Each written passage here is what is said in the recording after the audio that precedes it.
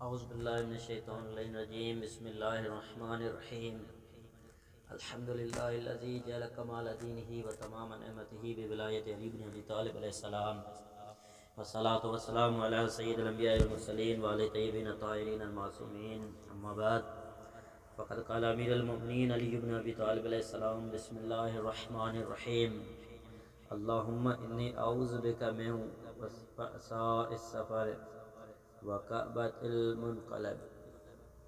ناظرین گرامی قدر سامعین محترم، السلام علیکم ورحمۃ اللہ۔ آج نہج البلاغہ کے خطبات میں سے 35واں، 36واں، 37واں اور 38واں 4 خطبے جو کہ یہ مختصر خطبے ہیں آپ عزیزان کی بارگاہ میں بیان کریں گے۔ اس 35ویں نمبر خطبے میں مولانا نے 4 چیزوں کی جانب ہمیں متوجہ کیا ہے۔ سب سے پہلی چیز کہ سفر سے پہلے خود کو اور اپنے اہل و عیال کو اللہ کے سپرد کر لینا۔ دوسری بات کہ اللہ کو ہم سفر بھی بنانا اور اپنا خلیفہ بھی مقرر کرنا۔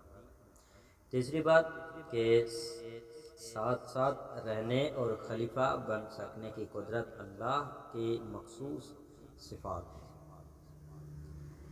چوتھی بات جنگ صفین کے سفر سے پہلے حضرت علی علیہ السلام کی دعا اور تمنا۔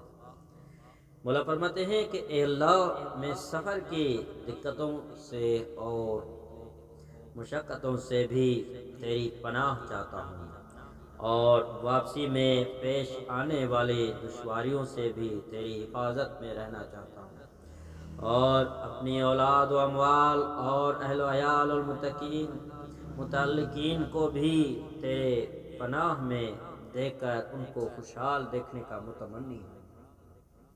اے اللہ، تو ایسی ہستی ہے کہ بیک وقت سفر میں بھی ساتھ رہتا ہے اور عین اسی وقت اہل و عیال میں بھی جانشین و نیابت کرتا ہے، اور یہ دونوں باتیں تیرے علاوہ کسی اور میں جمع نہیں ہو سکتی، اس لیے کہ خلیفہ بنائے جانے والا شخص ساتھ ساتھ نہیں رہ سکتا، اور جو ہم سفر ہم صحبت رہے وہ پسماندگان میں خلیفہ نہیں ہو سکتا۔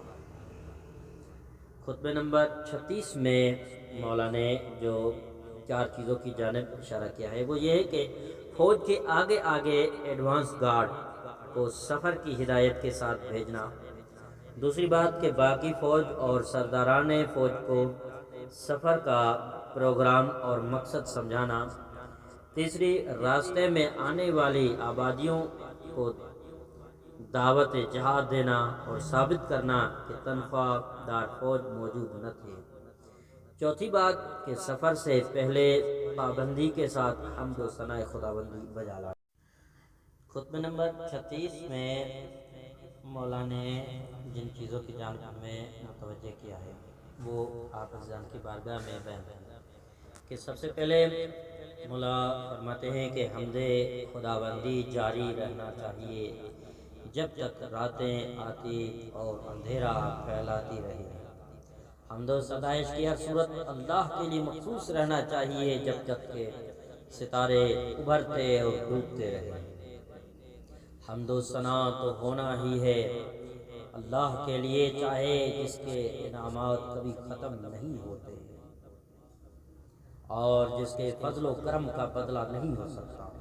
حمد و ثنا کے بعد معلوم ہو کہ میں نے اپنی فوج کا ہر اول دستہ روانہ کر دیا ہے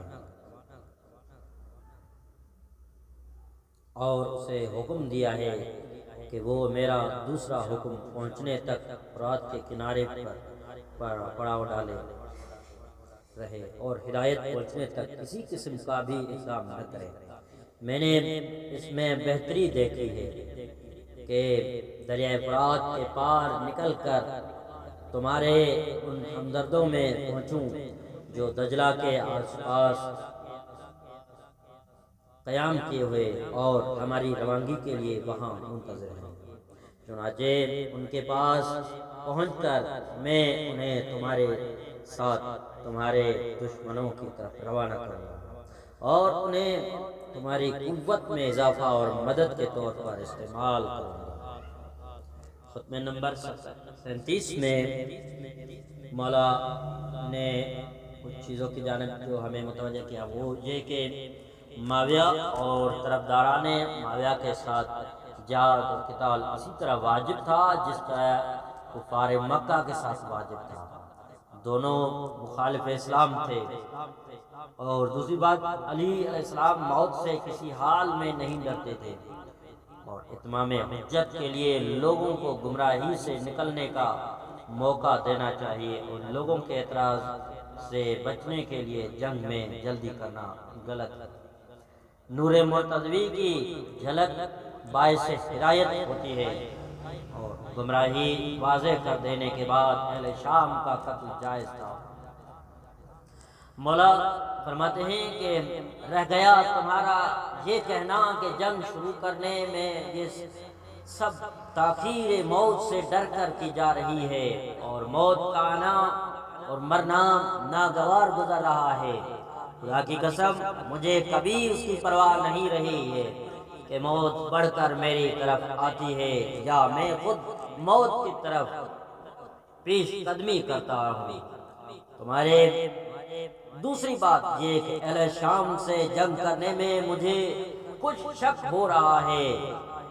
میرا جواب یہ ہے کہ خدا کی قسم میں نے جنگ کو ایک دن کے لیے بھی نہیں ٹالا، سوائے اس کے کہ مجھے یہ تمنا رہی کہ شاید ان میں سے کوئی گروہ آ کر مجھ سے مل جائے اور یوں میری تاخیر کی وجہ سے ہدایت پا جائے اور اپنی جنگ یعنی ہوئی آنکھوں سے میری روشنی دیکھ لے، اور ان کا ہدایت یاب ہونا مجھے اس سے زیادہ پسند ہے کہ میں انہیں ہدایت کا موقع دیے بغیر گمراہی میں قتل کر ڈالوں، حالانکہ وہ سب اپنے اپنے گناہوں کے خود ذمہ دار ہیں۔ خطبہ نمبر 38 میں مولا فرماتے ہیں کہ اس میں 6 چیزوں کی جانب اشارہ ہے۔ سب سے پہلی چیز کہ جنگ صفین میں بہادرانہ کارزار کے متعلق ہدایت سے پہلے اللہ کو ممدو مددگار بنانے کی تاکید کی ہے۔ اللہ اور اللہ کے جانشین کی نصرت میں جنگ کرنے کا یقین کامیابی کا ضامن ہے۔ معاویہ کے لشکر میں شیطان موجود ہے جو جنگ کے ساتھ ہی فرار کی اسکیم بھی بنائے ہوئے ہے۔ اللہ کے حضور خوشی خوشی اپنی جانیں پیش کرنے میں پڑے رہو اور حق کو نافذ کرنے تک قدم آگے بڑھاتے رہو۔ اللہ تمہارے ساتھ ہے اور تمہارے اعمال ضائع نہیں ہو سکتے۔ اسلحے کو استعمال سے پہلے ملاحظہ کر لو، دوران جنگ وقار انسانیت برقرار رکھو۔ آئیے خطبے کی جانب چلتے ہیں کہ مولا فرماتے ہیں گروہ مسلمانان خدا کے روبرو عاجزی کو شعار بنا لو اور اپنے اوپر سکون و اطمینان کی چادریں اوڑھ لو اور دانتوں کو بھینج کر رکھو۔ دانت بھینچے ہوئے ہو تو تلوار کھوپڑی سے اچھٹ جایا کرتی ہے۔ اپنی زرہ اور تحفظ کا سامان ٹھیک سے ملاحظہ کر کے پہنا کرو۔ تلواروں کو ان کے میانوں میں ہلا جلا کر دیکھو تاکہ جلدی سے باہر نکلنے میں شوا نہ رہ جائے۔ دشمن پر سامنے اور گوشہ چشم سے ادھر ادھر نظر رکھو۔ دشمن کو دور رکھنے کے لیے نیزہ ادھر ادھر گھما لیا کرو۔ دشمنوں کو تلوار کی باڑ پر رکھو۔ تلواروں کو بڑھ چڑھ کر دشمنوں تک پہنچاتے رہو۔ یہ یقین رکھو کہ تم رسول اللہ کے چچا زاد بھائی کے ساتھ مل کر اللہ کی آنکھوں کے سامنے جہاد کر رہے ہو۔ اللہ ان پر اور ان کی آل پر درود بھیجتا رہے۔ بار بار جم کر جنگ کرتے رہو اور بھاگنے سے شرماتے رہو۔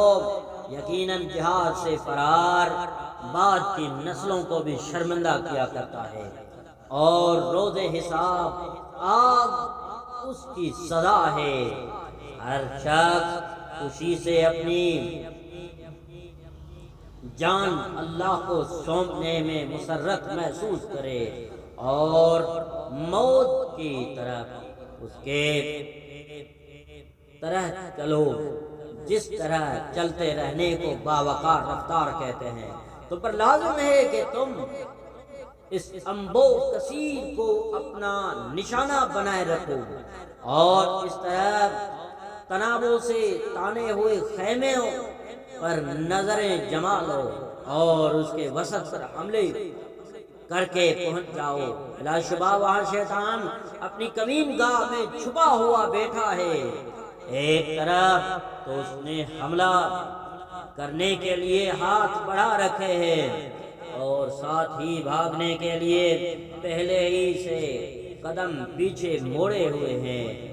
تم استقلال اور مضبوطی سے اپنے ارادے پر قائم رہو یہاں تک کہ تمہارے لیے حق کا مینار چمک اٹھے اور تم ہی بلند مرتبہ رہنے والے ہو، اور اللہ تمہارے ساتھ ساتھ ہے اور وہ ہرگز تمہارے اعمال میں کمی نہ کرے گا۔ والسلام علیکم ورحمۃ اللہ وبرکاتہ۔